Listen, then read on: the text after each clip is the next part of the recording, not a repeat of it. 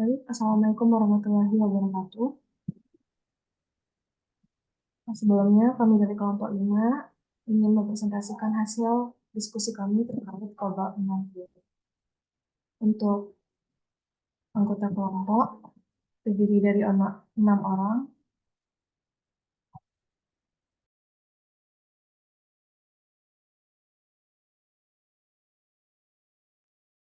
Yang pertama ada saya sendiri, Isana Sidikin Alia dengan NIM 21103477001.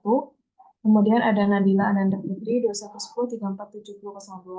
Ada Hana Syifa Oklava dengan NIM 211034304. Kemudian ada Zahra Fauzia dengan NIM 211034305. Kemudian ada Felda Widya Putri 211034204. Dan ada Alfon Ahmad Izano 211034207.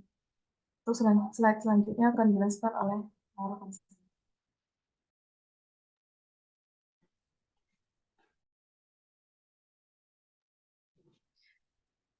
Baik, yang pertama itu pengertian kobalt 60, di mana kobalt 60 itu merupakan isotop radioaktif sintetik kobalt dengan waktu paruh 5 tahun 5 tahun ini diproduksi secara artifisial dengan aktivasi neutron dari isotop kobalt 59. Kobalt 60 meluruh melalui peluruhan beta menjadi isotop stabil nikel 60. Kobalt 60 adalah unsur logam dengan nomor atom 27, di mana kobalt 60 ini ditemukan secara alami di batuan, tanah, air, tumbuhan, dan hewan. Dalam jumlah kecil, kobalt merupakan elemen penting bagi kehidupan karena merupakan bagian dari vitamin B12. Namun, paparan berlebihan itu dapat menunjukkan efek toksik. Untuk cara kerja dari kobalt 60 ini, pertama itu sumber radioaktif kobalt 60 menghasilkan radiasi berenergi rendah 1,17 dan 1,33 meter. Kemudian radiasi ini diarahkan ke area yang memerlukan pengobatan seperti tumor kanker, dan radiasi ini merusak sel-sel kanker dengan mengganggu DNA mereka, sehingga sel-sel kanker tidak dapat berkembang dan memberat. Terakhir, pengobatan dilakukan dengan mengatur dosis radiasi dan mengarahkannya secara presisi ke area target sambil minimalkan kerusakan pada jaringan sehat di sekitar.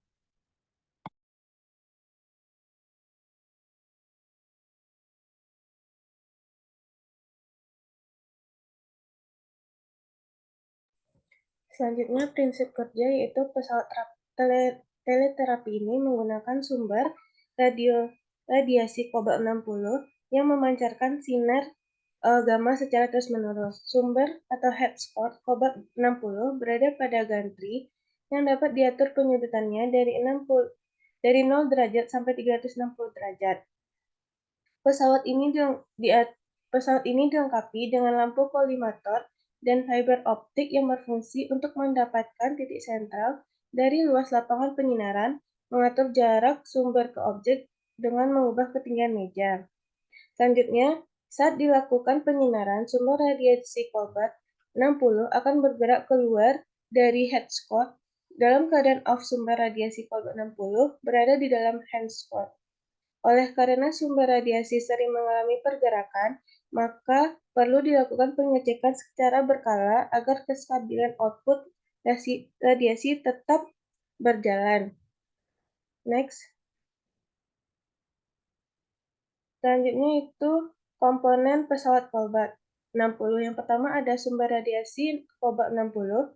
Pada perangkat radioterapi eksternal menggunakan kobalt 60, radionuklida kobalt 60 dikemas dalam kapsul sumber radiasi.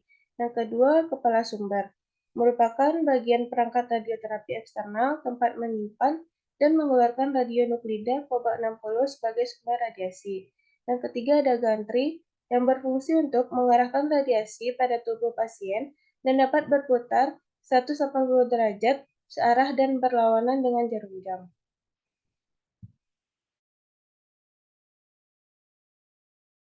Selanjutnya, komponen pesawat Cobalt 60 itu ada yang keempat ada meja pasien berfungsi meletakkan pasien pada waktu terapi dilaksanakan serta dapat berputar mengelilingi poros isosenter bertumpu pada PSA stand. Yang kelima yaitu ada konsol operator. Dari konsol ini operator dapat mengendalikan besar dan lamanya radiasi yang akan diberikan pada tubuh pasien. Kondisi pasien pada saat menjalani terapi dapat dipantau oleh operator melalui konsol ini. Ini adalah gambar dari komponen Cobalt 60. Kemudian manfaat dari Cobalt 60. Cobalt 60 secara luas digunakan sebagai sumber radiasi medis industri. Penggunaan radioterapi Cobalt 60 dalam bidang medis banyak digunakan untuk pengobatan kanker dan tumor karena memiliki energi dan efektivitas membunuh sel kanker yang tinggi, penggunaan yang mudah, dan biaya yang lebih murah. Penggunaan Cobalt 60 dalam industri meliputi pemeriksaan cacat. Cacat pada logam yang digunakan untuk tujuan struktural dapat dideteksi menggunakan sinar gamma berenergi tinggi dari Cobalt 60. Cobalt 60 selain digunakan untuk memeriksa cacat logam, dalam industri juga digunakan sebagai alat ukur ketebalan dan leveling. Alat ukur tersebut memiliki spesifikasinya sendiri, dari pengukuran yang sangat tipis hingga pengukuran yang sangat tebal. Hal tersebut dapat dilakukan karena Cobalt 60 meradiasikan sinar gamma.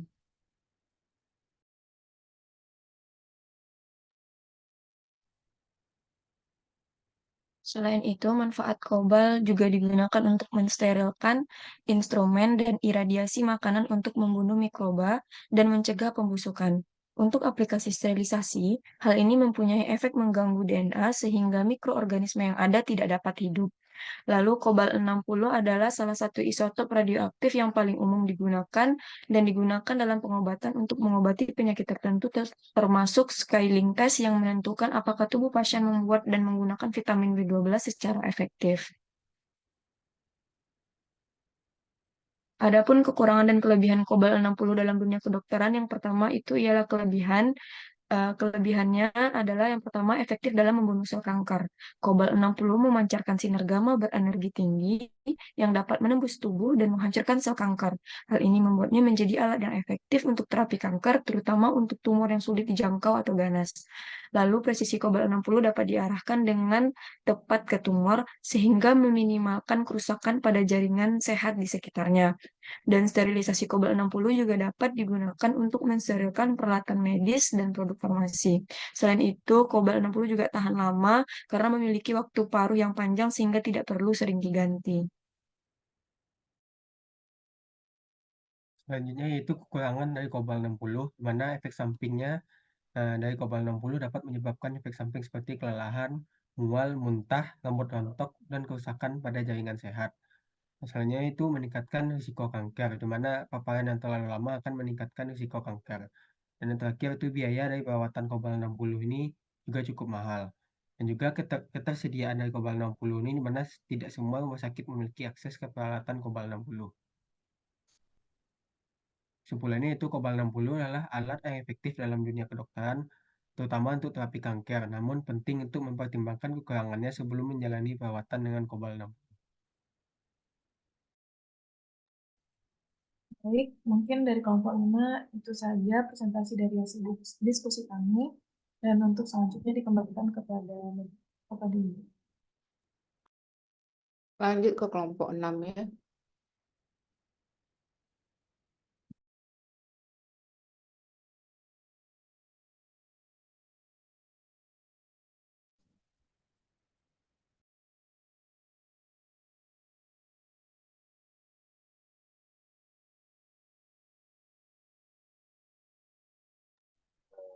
Baik, Assalamualaikum warahmatullahi wabarakatuh. Selamat pagi teman-teman dan kita semua.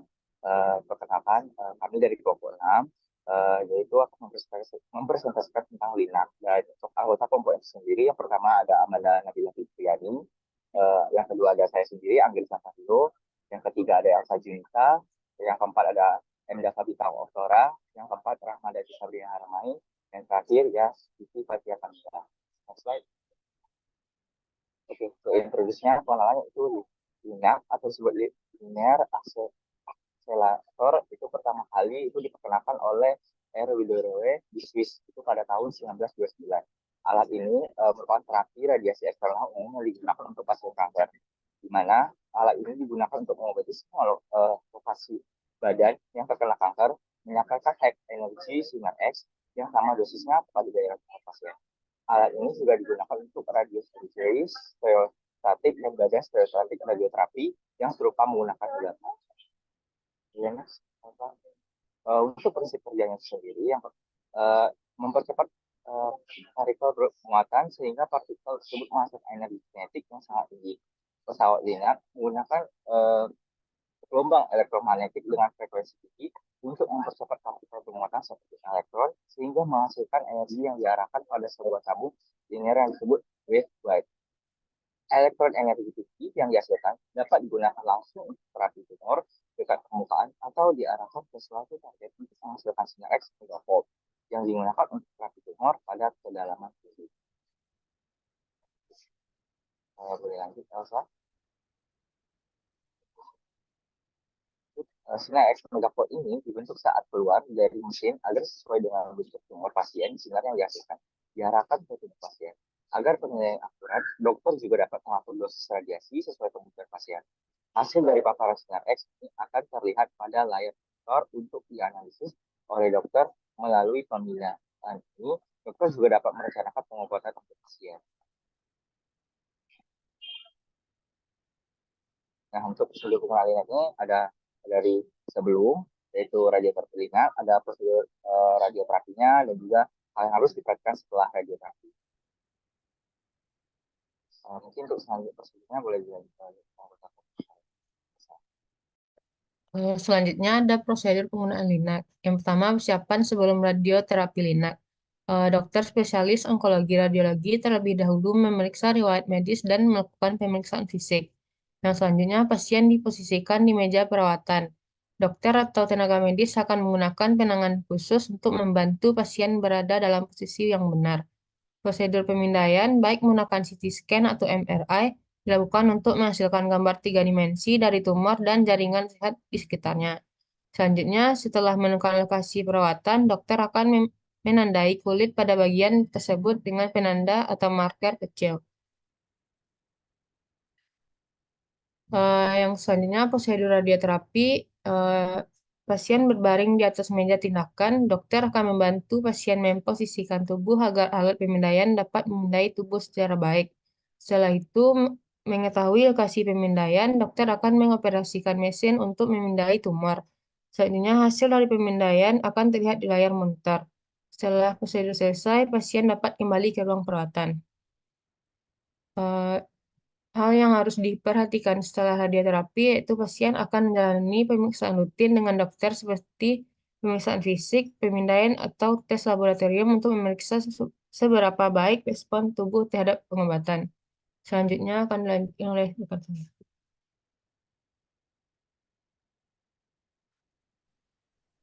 Selanjutnya, mekanisme kerja linak. 1. Sumber gelombang mikro dengan frekuensi tinggi yang dihasilkan oleh magnetron ataupun klistron. Kemudian gelombang makro ini digunakan untuk menghasilkan magnet statis yang selanjutnya digunakan untuk mempercepat elektron yang dihasilkan elektron gun. 2. Gelombang mikro tersebut akan diperkuat dengan amplifier penguat frekuensi sehingga dihasilkan sebuah sistem pandu gelombang dengan frekuensi mencapai 3 GHz. 3. Kemudian pada elektron gun akan terjadi proses emisi termionik yang mengakibatkan munculnya arus elektron yang disebabkan oleh pemanasan pada filamen tungsten elektron gun. Setelah elektron dihasilkan, berkas elektron akan diarahkan ke tabung pemercepat atau acceleration tube untuk dipercepat sehingga energi di kinetik akan meningkat. 5. Pada tabung pemercepat ini dilengkapi oleh pengendali arus atau drive tube yang berfungsi membalik polarisasi medan listrik sehingga kecepatan partikel akan bertambah. 6. Kemudian setelah energi kinetik yang dibutuhkan sudah didapatkan, maka berkas elektron tersebut akan diarahkan untuk menumbuk lempengan logam sehingga akan dihasilkan berkas foton dari proses yang dinamakan Bremsstrahlung Stralsund ini. 7. Oleh karena foton yang dihasilkan tidak menghasilkan berkas foton yang tidak seragam, maka dapat digunakan flattening filter atau FS agar dapat diperoleh intensitas energi yang merata. 8. Lalu berkas tersebut akan diarahkan keluar melalui kepala linak yang kemudian akan diarahkan menuju target dengan modifikasi geometri berkas yang dapat digunakan kolimator sehingga berkas yang keluar sesuai dengan yang diinginkan. Selanjutnya yaitu manfaat. Manfaat dari Linek yang pertama itu ada untuk terapi kanker yang sangat efektif karena tidak menimbulkan limbah radioaktif ke lingkungan. Lalu dapat lebih mudah merencanakan pengobatan dan dapat memeriksa perkembangan pengobatan. Lalu untuk mengetahui bentuk dan ukuran dari tumor, lalu untuk merawat seluruh bagian tubuh menggunakan teknik konvensional seperti IMRT, FMIT, IGRT, dan SBRT. Lalu untuk radiosurgery, stereotaktik, dan badan stereotaktik radioterapi yang serupa menggunakan gamma. Selanjutnya yaitu keunggulan dan kekurangan dari Linek. Untuk kelebihannya yaitu pertama itu ada presisi tinggi dalam penargetan tumor, minimalkan kerusakan jaringan sehat di sekitarnya. Lalu cocok untuk berbagai jenis kanker, termasuk kanker yang resisten terhadap radiasi konvensional. Dosis radiasi dapat disesuaikan dengan kebutuhan pasien. Lalu memiliki efek samping yang lebih sedikit dibandingkan radiasi tradisional. Cepat dan efisien dengan teknik volumetri atau FMRT dan gantry atau lengan Linek mampu berputar sesuai arah target radiasi secara otomatis. Lalu dapat menjangkau lokasi sulit. Teknik IGRT dan DIBH bisa digunakan untuk kanker yang lokasinya dekat dengan organ-organ penting atau sensitif dan menjadi alternatif untuk pembedahan. Untuk kelemahan dari Linek ini sendiri, yaitu biayanya relatif lebih mahal, lalu perawatan membutuhkan waktu yang lama, pasien mungkin perlu menjalani beberapa hari perawatan, dan efek samping yang mungkin terjadi adalah kelelahan, mual, dan muntah. Lalu perbedaannya dari kobalt, itu untuk kobalt sendiri kelebihannya itu adalah teknologi yang sudah lama digunakan dan teruji keampuhan. Lalu biaya relatif mudah dibandingkan teknologi radiasi lainnya dan perawatannya relatif lebih singkat. Untuk kelemahan dari kobalt itu presisinya targetingnya lebih rendah dibanding Linek sehingga dapat merusak lebih banyak jaringan sehat. Lalu efek samping yang mungkin terjadi lebih banyak seperti kelelahan, mual, muntah, dan kerusakan kulit dan tidak cocok untuk semua jenis kanker. Kemudian ada beberapa rumah sakit yang menggunakan Linak seperti Rumah Sakit Kanker Darmais di Jakarta, kemudian Rumah Sakit Umum Pusat Nasional Cipto Mangunkusumo di Jakarta, Rumah Sakit Pusat Angkatan Darat Gatot Subroto Jakarta, Rumah Sakit Umum Persahabatan Jakarta, Rumah Sakit Umum Karyadi Semarang, Rumah Sakit Umum Sutomo Surabaya. Semua rumah sakit ini menggunakan akselerator linear atau Linak, dan semenjak pertengahan 2001 pesawat Linak di RSPAD Gatot Subroto ini sudah tidak berfungsi lagi.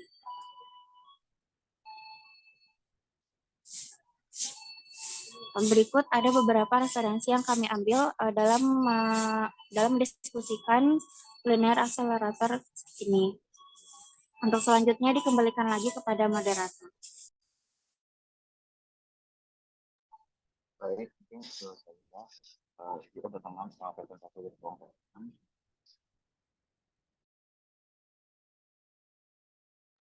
Pertanyaan saya untuk kelompok 5. Apa sumber energi yang digunakan? Energi yang digunakan untuk terapi dengan menggunakan kobalt ini? Sinar apa yang digunakan? Bisa didengar dengan jelas nggak? Pertanyaan saya.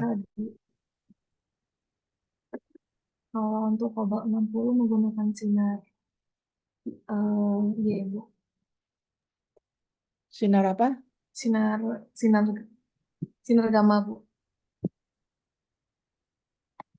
Apa bedanya dengan Linek? Kalau Linek menggunakan sinar X. Kelompok 6. Apakah menurut saudara ada komentar dari jawaban siapa tadi? Lisana ya? Iya, Bu.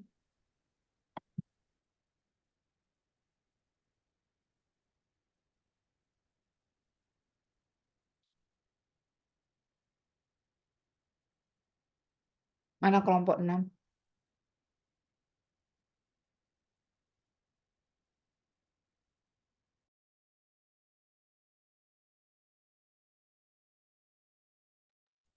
Izin Silakan. menjawab, Ya, Bu. silakan. Amanda. Kurang lebih sama dengan kelompok 5, Bu. Jadi kalau Linek pakai sinar X benar?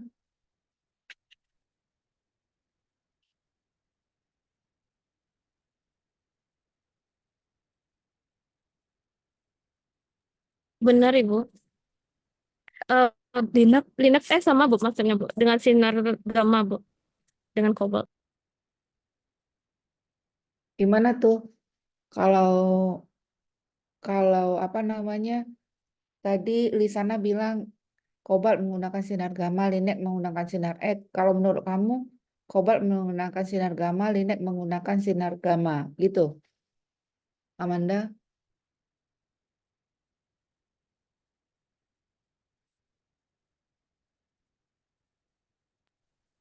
Maaf, Bu, izin revisi, Bu. Kalau Linek itu sinar X, kalau kobalt itu sinar gamma, Bu.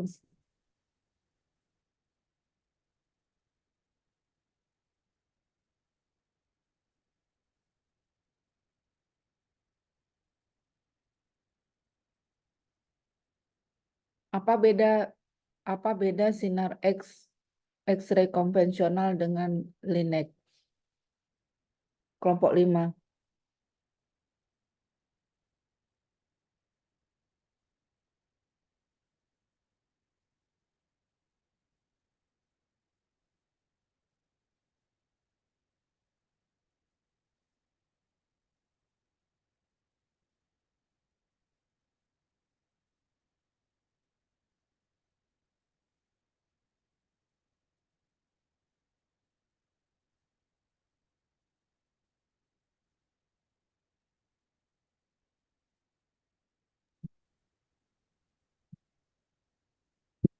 Izin Bu, kalau untuk sinar X konvensional itu, dia sinar X-nya itu menghasilkan dia itu dihasilkan dari radiasi tabung sinar X.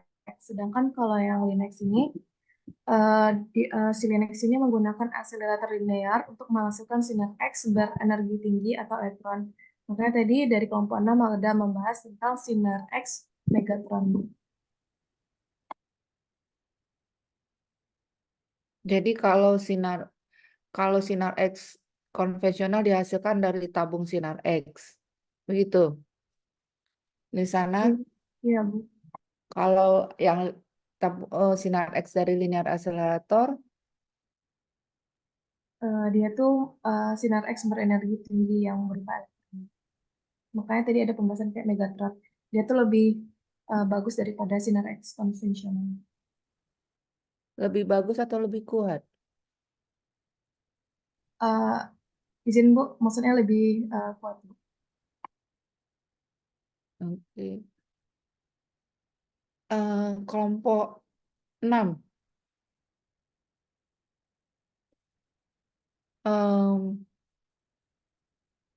Sinar X yang dihasilkan ini pada tabung linear accelerator dimulai dari apa? Aktivasi sinar X-nya ini.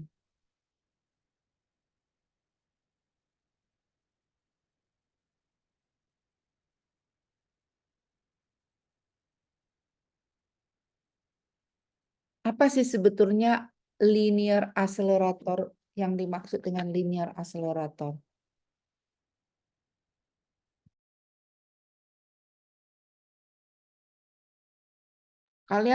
Kalian pernah dengar kelas akselerasi nggak?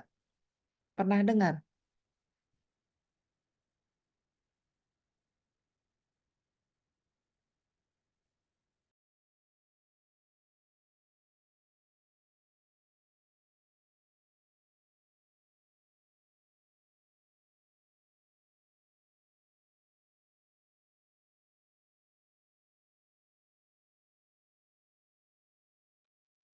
Kelompok 6 yang presentasi tadi.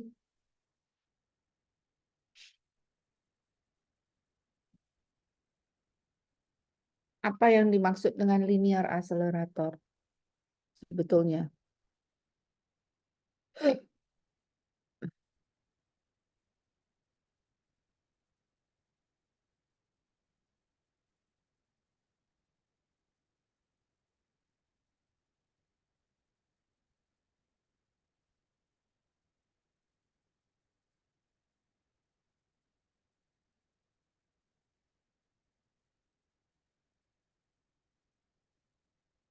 Izin Bu, jadi pengetahuan kelompok kami linear accelerator ini menggunakan sinar X yang dihasilkan pada tabung akselerator.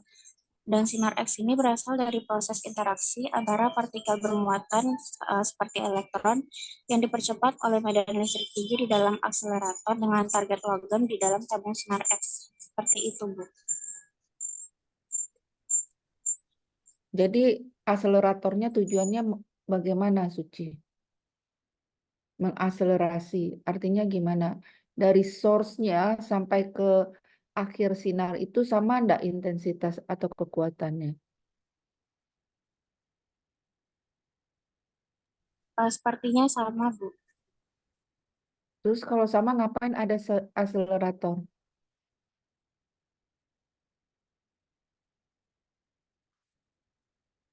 Maaf, Bu, akselerator ini untuk mempercepat sinar X-nya ini, Bu. Jadi bagaimana maksudnya mempercepat?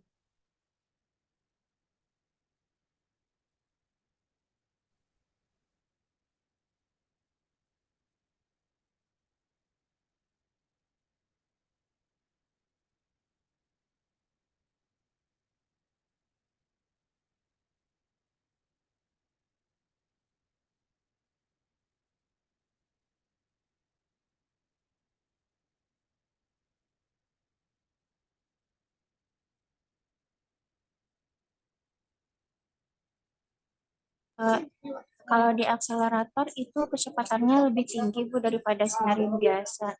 Di kecepatan partikel bermuatan elektron yang ada pada sinar X-nya itu lebih cepat, Bu. Nah, kalau kecepatannya lebih cepat, apa manfaatnya digunakan? Kenapa nggak sama-sama seperti kobal aja? Apa manfaatnya?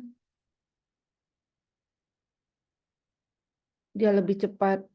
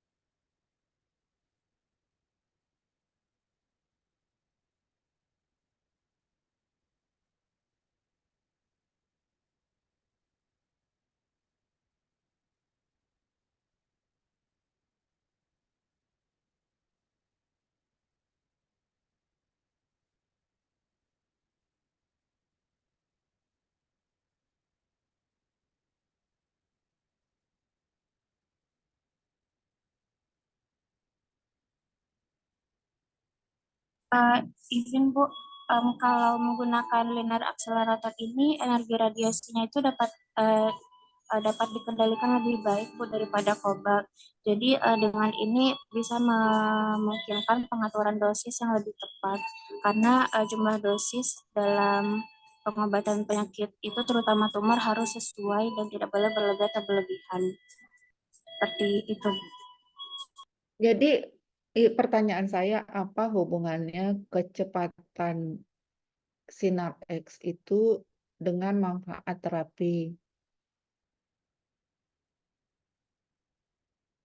Kan sekarang ada kobalt, ada linear accelerator, ya kan? Katanya tadi jawaban Lisna atau Suci yang jawab tadi, atau siapa tadi yang jawab? Lisana ya? Iya, Bu. Suci atau Lisana tadi yang jawab bahwa pada linear accelerator itu tujuannya adalah mempercepat pergerakan dari sinar X, walaupun intensitasnya sama. Begitu ya? Iya, Bu. Iya, Bu. Nah, apa manfaatnya dengan mempercepat? Pertanyaannya saya itu. Dengan kecepatan yang tinggi itu, apa yang diharapkan? Izin, Bu. Dengan kecepatan yang tinggi ini, nanti penyinarannya itu lebih tepat, Bu. Kemudian penyinaran yang lebih tepat ini, dengan itu bisa memberikan dosis radiasi kepada tumor yang sesuai, Bu. Penyinaran yang lebih tepat itu terkait dengan penentuan lokasi tumor. Ya. Nah, linear accelerator dilengkapi dengan alat untuk penentuan lokasi tumor yang lebih baik. Tetapi ini terkait dengan kecepatan. Tadi kan berbicara bahwa kecepatan sinar ya. Kecepatan sinar X. Bagaimana sinar yang dengan kecepatan yang tinggi tadi akan mempengaruhi tumor. Apakah dengan kecepatan itu akan dia menyebabkan apanya lebih kecil, targetnya lebih kecil? Saya rasa tidak demikian.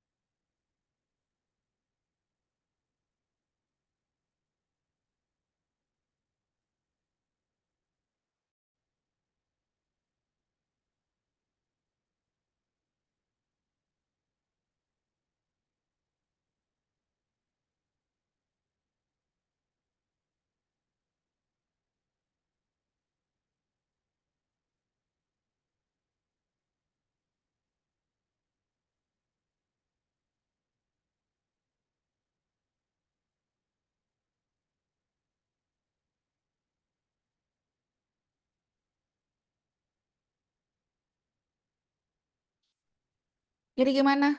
Kelompok 6?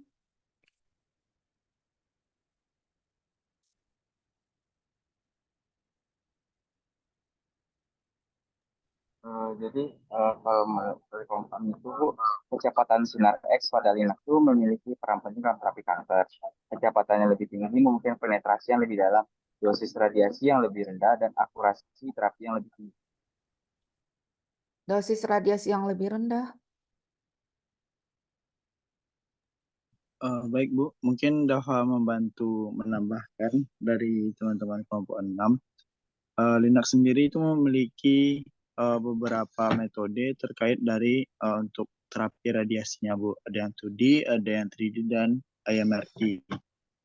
Untuk dosisnya itu disesuaikan terhadap kebutuhan dari pasien. Yang dimana untuk 2D sendiri itu dipakai untuk hal-hal yang di permukaan saja.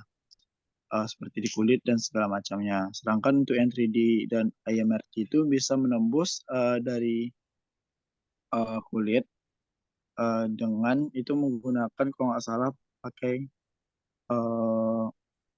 sumbernya dari elektron gitu Bu. Jadi bisa menembus ke kulit tanpa perlu merusak jaringan dari kulit tersebut. Seperti itu Bu.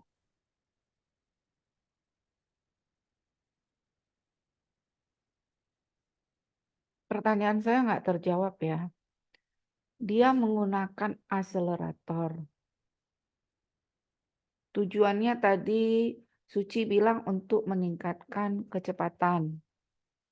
Betul nggak? Begitu nggak kamu yang ngomong tadi Suci? Iya, Bu.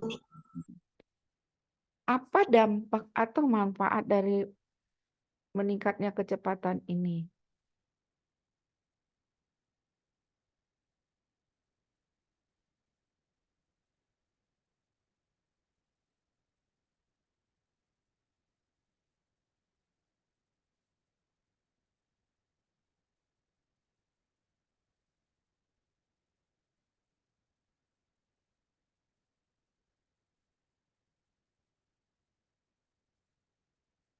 Jadi tujuannya pernah dengar nggak akselerasi?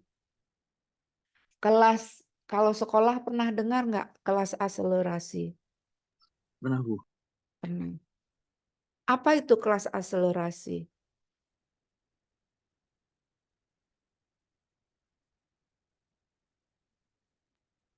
Kelas yang dipersingkat waktunya namun dipadatkan pada sebuah hal-hal yang dipentingkan gitu Bu. Menurut Dava Bu. Jadi kelas yang dipersingkat waktunya, misalkan contohnya bagaimana? Misalnya kalau di SMP itu kita pada umumnya melaksanakan kelas selama 3 tahun, namun siswa-siswa yang diakselerasi itu menjalankan sekolahnya 2 tahun Bu. Oke, ada peningkatan selama 1 tahun.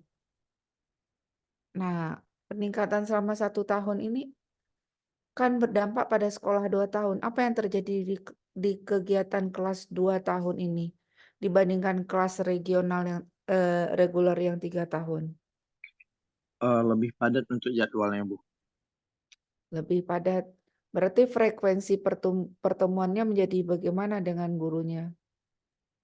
Lebih sering Bu. Lebih sering. Tujuannya untuk mendapatkan kompetensi yang sama dengan yang sekolah reguler 3 tahun, begitu kan? Iya Bu. Jadi akselerasi itu mempercepat namanya, meningkatkan frekuensi. Jadi accelerate artinya meningkatkan. Linear, ada namanya linear accelerator, ada circular accelerator. Linear artinya dia dalam satu garis lurus. Circular artinya dia dalam bentuk circle. Ya. Nah, akselerator artinya mempercepat. Jadi dia ada berapa akselerasi.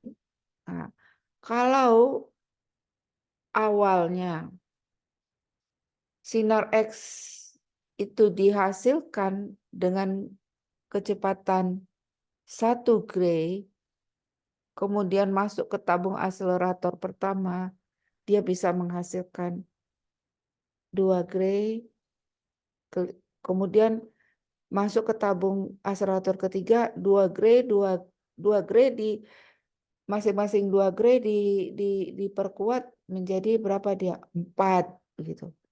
Masing-masing 4 diperkuat menjadi 8. Ya kan? Yang tadinya 1 masuk ke tabung akselerasi karena dia di frekuensinya ditingkatkan misalnya menjadi 2. Keluar dia tabung akselerasi pertama 2. Nah, 2 ini diakselerasi juga karena 1 akan menjadi 2, maka 2 menjadi 4 seperti itu. Jadi kecepatannya makin lama makin cepat. Nah, dengan kecepatan makin lama makin cepat, artinya energi yang dihantarkan menjadi lebih besar.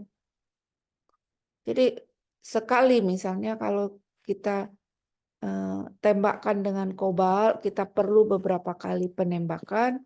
Kalau dengan linear accelerator, dia mungkin hanya 1 kali tembakan.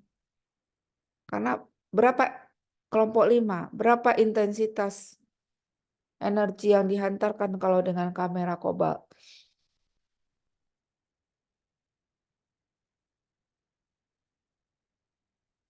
Kelompok 5.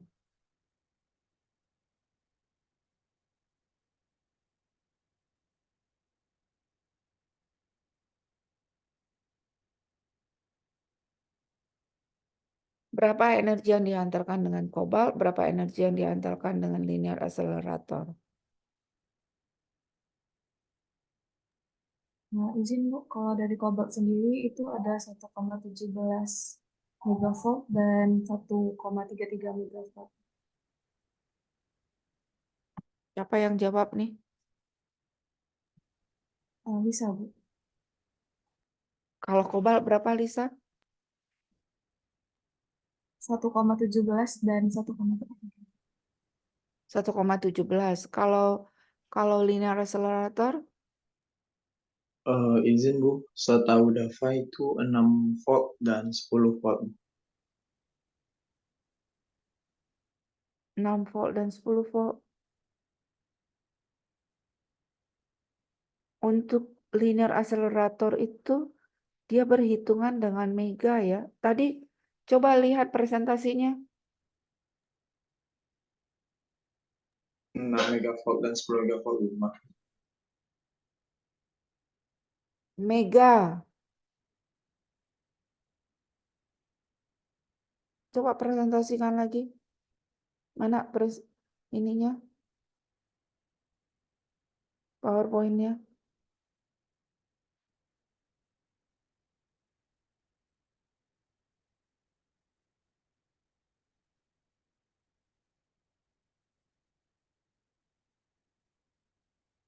Kan ini menghasilkan megavolt ya, bukan volt. Oke, terus. Ini udah persiapan ya nih. Terus mana prosedur kerja lineknya mana nih? Ah, nih. Dia dimulai dengan apa? Sumbernya mikro. Kemudian diamplifikasi. Ya. Frekuensinya menjadi 3 GHz.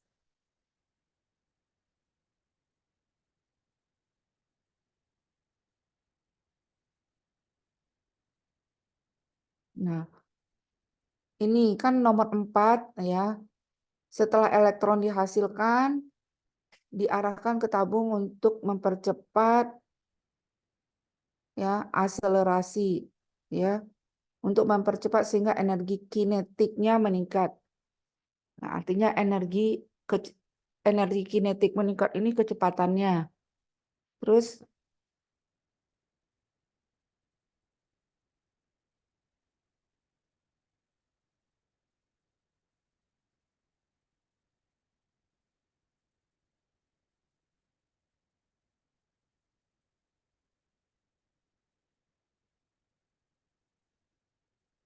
Ini nggak ada di sini berapa total yang keluarnya.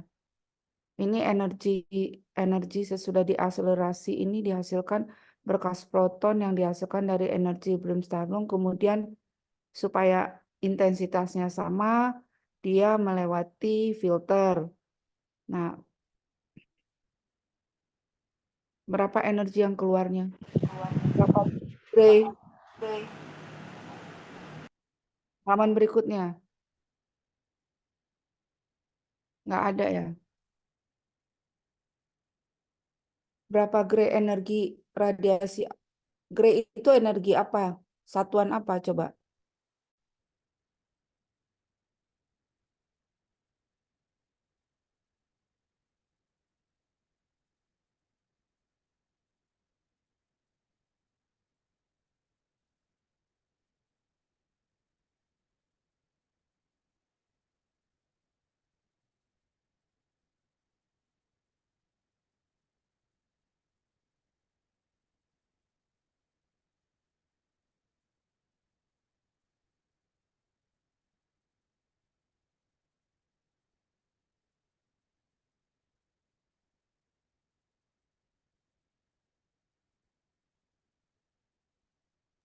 Izin menjawab, Bu.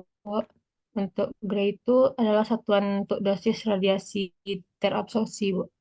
Nah, berapa energi radiasi yang dapat diabsorpsi dengan menggunakan linear accelerator ini? Barusan siapa? Ini close dulu PowerPoint-nya. Nah, barusan siapa yang jawab? Elsa, Bu. Berapa Elsa satuan dosis radiasi yang didapat diabsorpsi dengan menggunakan linear accelerator?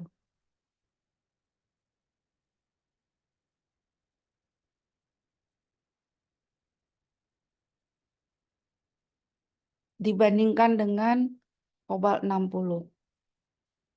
Kelompok 5.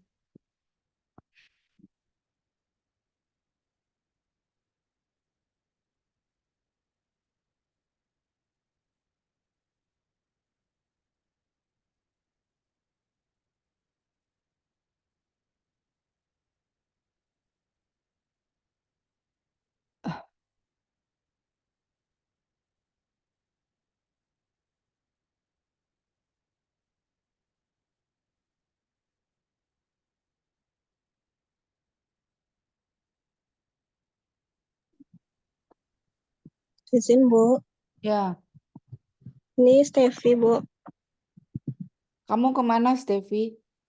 Iya, tadi terkendala jaringan, Bu. Kalau kendala jaringan, telepon saya nggak diangkat, WA saya nggak dijawab. Ini, Bu, kan kita kelasnya dari jam 7 sampai jam 7.50 ya, Bu. Terus, Jam 8 ini ada kelas lain, Bu, dan dosennya sudah masuk ke Zoom juga, Bu. silakan berhenti di sini ya. Saya mengatakan ini kan saya sudah standby dari jam 7. Kalian itu aja yang nggak lengkap semua. Ya, sudah.